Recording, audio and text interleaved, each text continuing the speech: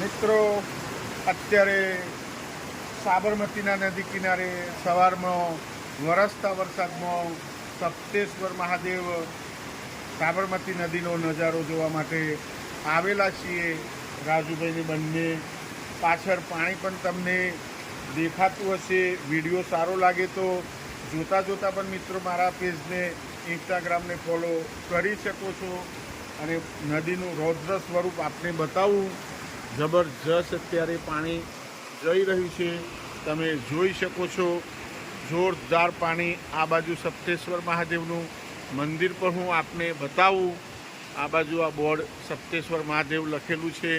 પાણીમાં ગરકાવ થઈ ગયું છે અત્યારે, એ પણ તમે જોઈ શકો છો. અને નદીનું સ્વરૂપ પણ જોઈ શકો છો. વરસાદ પણ આપને હું બતાવું. હવે પગથિયામાં કેટલું પાણી આવે છે એ પણ તમે જોઈ શકો. વરસાદનું આટલો વરસાદ વરસી રહ્યો છે.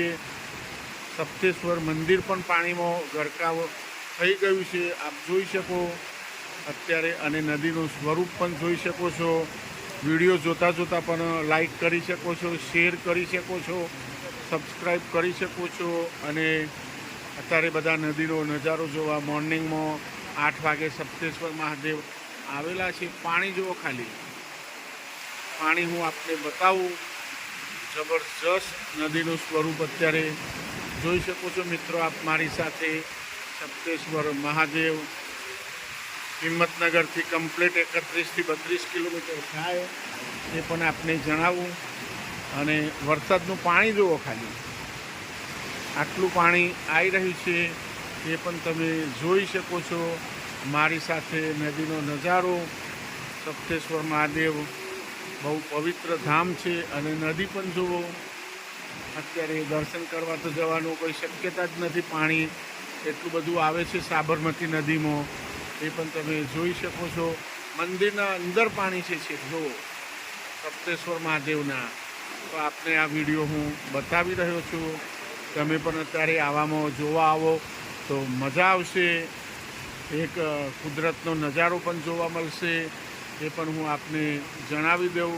સરસ મજાનો નજારો આપ મારી સાથે જોઈ રહ્યા છો.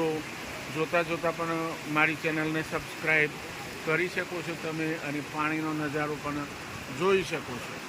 મિત્રો સપ્તેશ્વર મહાદેવ નદી કિનારે ગરમા ગરમ ગોટાનો આનંદ લઈ રહ્યા છીએ. આપ અત્યારે જોઈ શકો છો. બિલકુલ નદીના કિનારે જ અમે આવેલા છીએ.